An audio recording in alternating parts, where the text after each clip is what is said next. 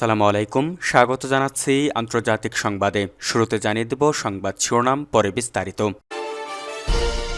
প্রথমে জানিয়ে দেব যুক্তরাষ্ট্র, ইসরায়েল ও ইউরোপ ইরানের বিরুদ্ধে সর্বাত্মক যুদ্ধ শুরু করেছে, অভিযোগ মাসুদ পেজেশকিয়ানের। আরও জানিয়ে দেব ইসরায়েলের 7 অক্টোবরের হামলা নিয়ে হামাসের নথি প্রকাশ, কি আছে নথিতে।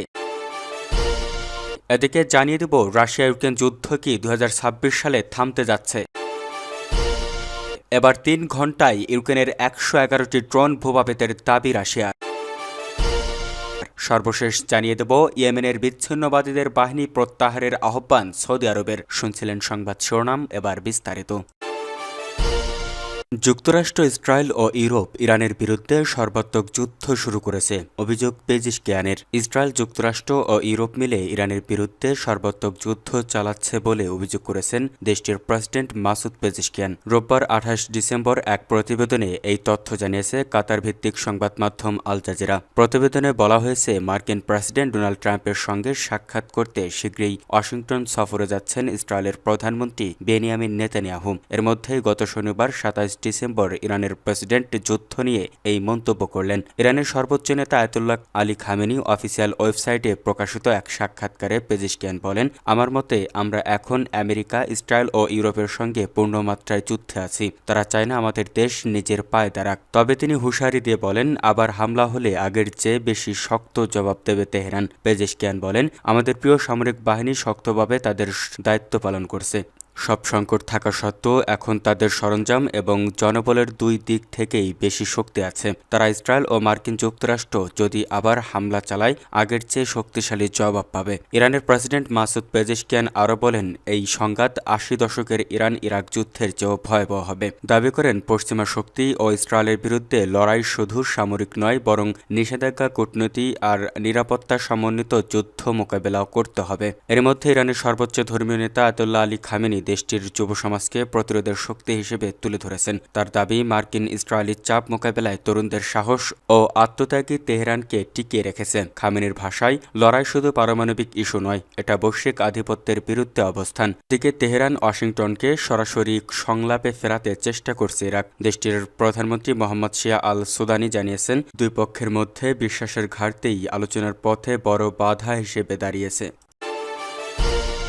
ইসরায়েলের 7 অক্টোবরের হামলা নিয়ে হামাসের নথি প্রকাশ, কি আছে নথিতে। ইসরায়েলে 2023 সালের 7 অক্টোবর চালানো হামলা নিয়ে একটি নিরপেক্ষ আন্তর্জাতিক তদন্তের অনুমতি দিতে দেশটির প্রতি আহ্বান জানিয়েছে হামাস। একই সঙ্গে ফিলিস্তিনি স্বাধীনতাকামী সংগঠনটি দাবি করেছে, তারা কোনো বেসামরিক মানুষ হত্যা করেননি এবং কোনো নৃশংসতাও চালায়নি। গত শুক্রবার প্রকাশিত 42 পৃষ্ঠার একটি নথিতে হামাস 7 অক্টোবরের ঘটনার বিষয়ে নিজেদের ব্যাখ্যা তুলে ধরেছেন। নথিতে গাজায় ইসরায়েলের গণহত্যা এবং উপত্যকাটির ভবিষ্যৎ নিয়ে হামাসের দৃষ্টিভঙ্গিও তুলে ধরা হয়েছে। প্রায় 2 বছর আগে হামাস ও অন্যান্য ফিলিস্তিনি স্বাধীনতাকামী গোষ্ঠী দক্ষিণ ইসরায়েলে আকস্মিক হামলা চালালে প্রায় 1200 জন ইসরায়েলি নিহত হন। এছাড়া 251 জনকে আটক করে গাজায় নিয়ে যাওয়া হয়। নথিতে হামাস বলেছে, হামলার ঘটনাকে ঘিরে পশ্চিমা গণমাধ্যম ও জয়নিস্ট লবি গোষ্ঠীগুলো একটি ভ্রান্ত তথ্য প্রচার চালিয়েছে। হামাস আরও বলেন, ইসরায়েলি কর্তৃপক্ষ শিশু হত্যা ও নারীদের ধর্ষণ করা নিয়ে একের পর এক মিথ্যা এবং ভিত্তিহীন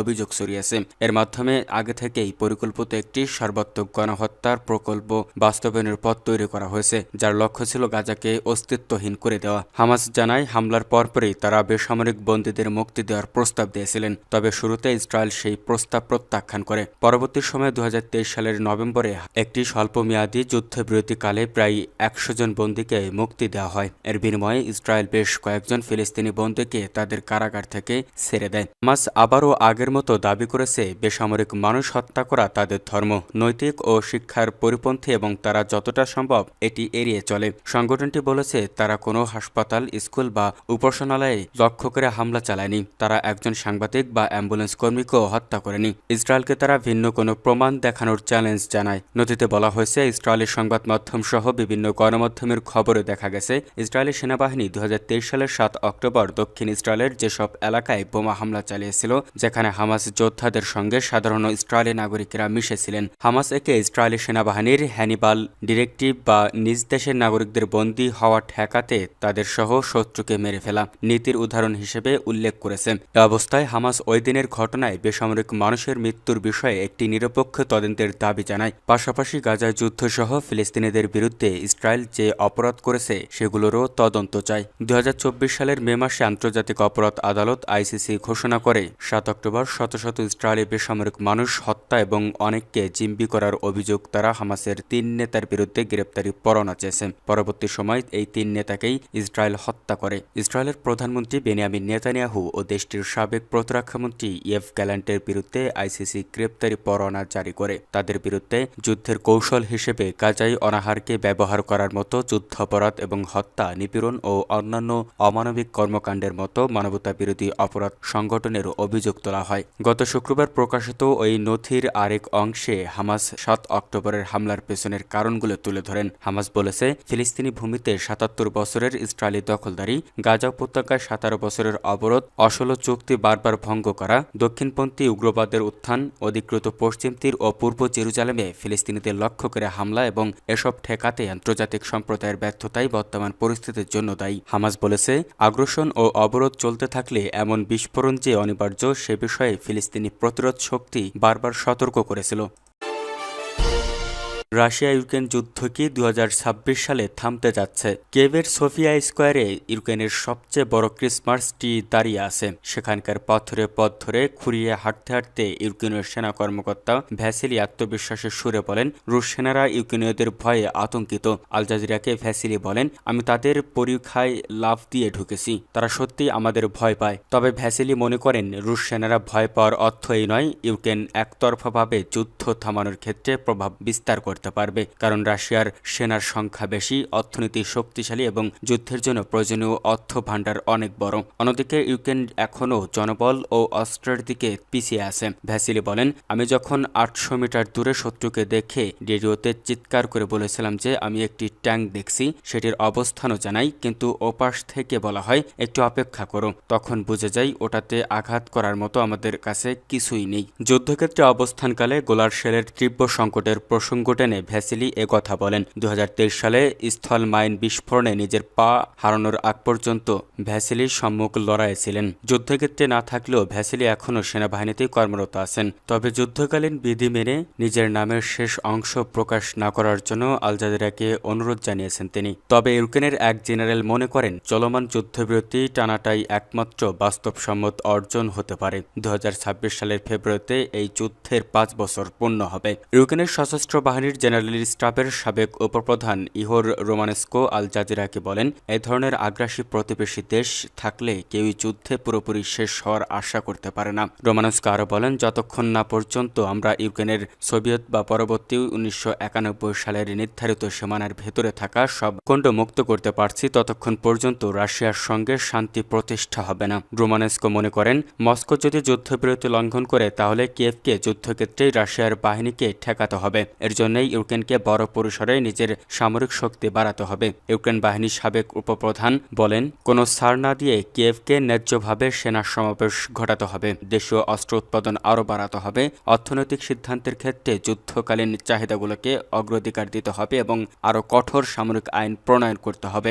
রোমানেস্কো বলেন, চলতি বছর ইউক্রেনের সামরিক শিল্প খাতের কর্তৃপক্ষ সশস্ত্র বাহিনীর মোট চাহিদার 40% পর্যন্ত যোগান দিতে পেরেছে, বাকি 60% সরবরাহ করেছে পশ্চিমা মিত্ররা। রোমানেস্কোর মতে এই সহায়তা হতে হবে দ্রুত ও কার্যকরী। আরেক বিশ্লেষক বলেন, 2026 সালের দ্বিতীয়ার্ধে শান্তি চুক্তির স্বাক্ষরের একটি সুবর্ণ সুযোগ তৈরি হতে পারে। রাশিয়া যদি যুদ্ধক্ষেত্রে অগ্রসর হতে না পারে এবং বুঝতে পারে যে কিয়েভ দীর্ঘমেয়াদী যুদ্ধ হজম করতে সক্ষম, তখন তারা মস্কো শান্তি চুক্তিতে রাজি হতে পারে। কিয়েভ ভিত্তিক চিন্তক প্রতিষ্ঠান প্রেন্টার প্রধান ভ্লাদিমির ফেনেস্কো আল জাজিরাকে বলেন, সবকিছু নির্ভর করবে ক্রেমলিন এবং ভ্লাদিমির পুতিনের ব্যক্তিগত সম্মতি জানানোর প্রস্তুতির উপর। ফেনেস্কো বলেন, যদি আগামী বছর মস্কোর কাছে যুদ্ধের অচলাবস্থা স্পষ্ট হয়ে ওঠে, তাহলে 2026 সালের শেষ নাগাদ একটি শান্তি চুক্তি স্বাক্ষরের আশা করা যেতে পারে। ফেনেস্কোর মতে পুতিন রাজি হলেও উভয় পক্ষের শান্তি প্রস্তাবগুলো নিয়ে ঐক্যমত হতে কয়েক মাস সময় লেগে যেতে পারে। এই বিশেষজ্ঞ আরও বলেন, ইউক্রেনকে হয়তো হোয়াইট হাউসের দাবি মেনে দোনেস্ক অঞ্চলের কিয়েভ নিয়ন্ত্রিত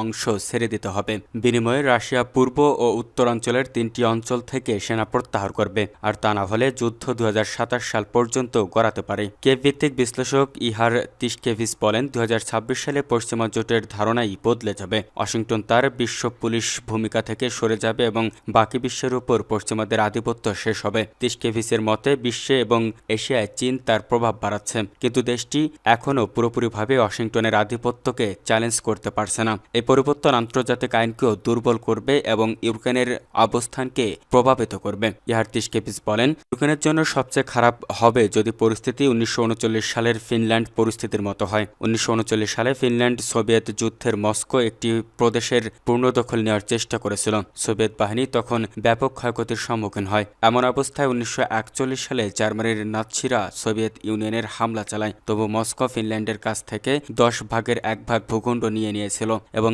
হেলসিঙ্কিকে তা স্বীকার করতে বাধ্য করেছিল। তিশকেভিচ আরেকটি সম্ভাব্য পরিস্থিতির কথা বলেছেন, সেটি হলো জর্জিয়ান পরিস্থিতি, যা 2008 সালে রাশিয়া জর্জিয়া যুদ্ধের সময় দেখা গিয়েছিল। তখন মস্কো ছোট জর্জিয়া বাহিনীকে পরাজিত করে এবং সাউথ ওয়েসিতিয়া ও আফখাজিয়া নামের 2টি বিচ্ছিন্ন অঞ্চলকে স্বাধীন হিসেবে স্বীকৃতি দেয়। ইউক্রেনের জন্য জর্জিয়া পরিস্থিতি তৈরি হওয়া মানে দাঁড়াবে দখল করা অঞ্চলের উপর তাদের নিয়ন্ত্রণ থাকবে না, তবে কিয়েভ সেগুলোকে রাশিয়ার অংশ হিসেবে স্বীকার করবে না। এ দুটি সম্ভাব্য পরিস্থিতি ছাড়াও আরেকটি তৃতীয় অন্তর্বর্তী পরিস্থিতি তৈরি হতে পারে বলেও মনে করেছেন তিশকেভিচ, আর সেই হলো যুদ্ধ স্থগিত থাকবে এবং আলোচনা চলতে থাকবে। তবে জার্মানির ব্রোমেন বিশ্ববিদ্যালয়ের গবেষক নিকোলাই মিত্রনিকের মতে শুধু একটি পরিস্থিতিতেই যুদ্ধ থামতে পারে, আর সেটা হলো ইউক্রেনকে দক্ষিণ পূর্ব দোনেস্ক অঞ্চলের বাকি 1/5 এলাকা থেকে সরিয়ে দিতে হবে অথবা স্বেচ্ছায় তাদের সরে যেতে হবে। মিত্রখিনের মতে পাশাপাশি ইউক্রেনকে ঝাপোরিঝিয়ার অঞ্চলের 90% এবং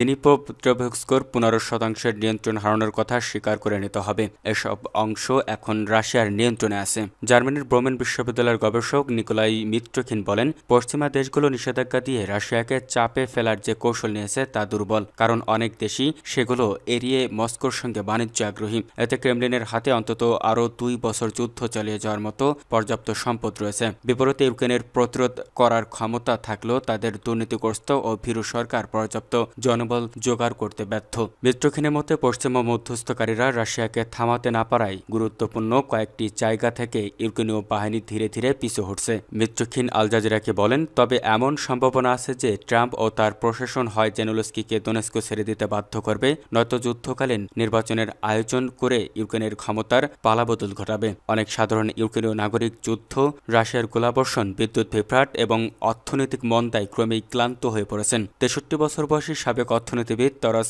তিমোশচুক আল জাজিরাকে বলেন, দোনেস্কই ছিল আমাদের সব সমস্যার উৎস।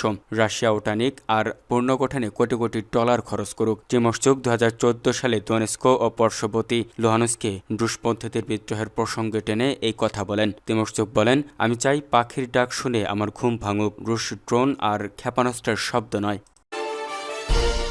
3 ঘণ্টায় ইউক্রেনের 111টি ড্রোন ভূপাতিতের দাবি রাশিয়ার। মাত্র 3 ঘণ্টার মধ্যে ইউক্রেনের 111টি ড্রোন ভূপাতিত করা হয়েছে বলে দাবি করেছে রুশ আকাশ প্রতিরক্ষা ব্যবস্থা। এর মধ্যে মস্কোর আকাশে ধ্বংস করা হয়েছে 8টি ড্রোন। রুশ প্রতিরক্ষা মন্ত্রণালয় এই তথ্য জানিয়েছে। প্রতিরক্ষা মন্ত্রণালয় জানিয়েছে তাদের আকাশ প্রতিরক্ষা ব্যবস্থা 3 ঘণ্টার মধ্যে 6টি অঞ্চলের আকাশে 111টি ইউক্রেনীয় ড্রোন শনাক্ত করে ভূপাতিত করেছে। এর মধ্যে মস্কোর আকাশে ধ্বংস করা হয়েছে 8টি ড্রোন। মস্কোর মেয়র সেগেই সোভিয়ানিন জানান, পরে আরও 11টি ড্রোন শহরের দিকে আসার পথে গুলি করে নামানো হয়েছে।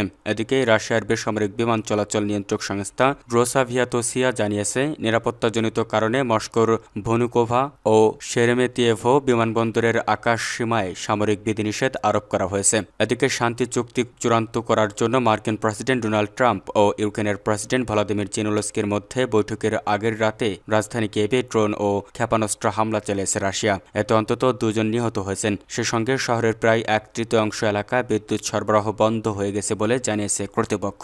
গত শনিবার 27 ডিসেম্বর ভোর থেকে প্রায় 10 ঘন্টা জুড়ে কিয়েভে বিমান হামলার সতর্কতা জারি ছিল। এ সময় রাশিয়ার ব্যালিস্টিক ক্ষেপণাস্ত্র ও ড্রোন হামলায় পুরো শহর কেঁপে ওঠে। কিয়েভের ডনিপ্রোভস্কি জেলায় 71 বছর বয়সী এক ব্যক্তি নিহত হন এবং পাশের শহর বিল্লা সেরকভায় আরও একজন প্রাণ হারান বলে কর্মকর্তারা জানান। কিয়েভে অন্তত 32 জন আহত হয়েছেন, যাদের মধ্যে 2 জন শিশু রয়েছে বলে জানিয়েছে কিয়েভ পুলিশ।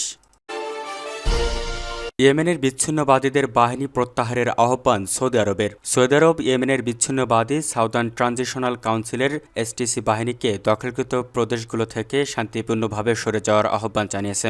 একই সঙ্গে সতর্ক করেছে, পরিস্থিতি খারাপ হলে তারা ইয়েমেন সরকারের পাশে দাঁড়াবে। খবর এএফপির। গত শনিবার 27 ডিসেম্বর রিয়াদ নেতৃত্বাধীন জোটের মুখপাত্র জেনারেল তুর্কি আল মালিকি বলেন, বেসামরিক নাগরিকদের সুরক্ষায় প্রয়োজনে সরাসরি ব্যবস্থা নেওয়া হবে। সৌদি প্রতিরক্ষামন্ত্রী খালিদ বিন সালমান এসটিসিকে হাদ্রামাউত ও মাহরা প্রদেশ সরকারের কাছে হস্তান্তরের আহ্বান জানান। সাম্প্রতিক সময়ে সংযুক্ত আরব আমিরাতের সমর্থন পুষ্টি এসটিসি এসব প্রদেশের বড় অংশ দখল করেছে। এতে ইয়েমেন সংকটে সৌদি আরব ও আমিরাতের মধ্যে চাপ তৈরি হয়েছে বলে বিশ্লেষকদের মত। এদিকে যুক্তরাষ্ট্র উভয় পক্ষকে সংযম দেখানো এবং কূটনৈতিক পথে সমাধানে পৌঁছানোর আহ্বান জানিয়েছে। ইয়েমেন সরকারও সৌদি নেতৃত্বাধীন জোটের কাছে সামরিক সহায়তা চেয়েছে।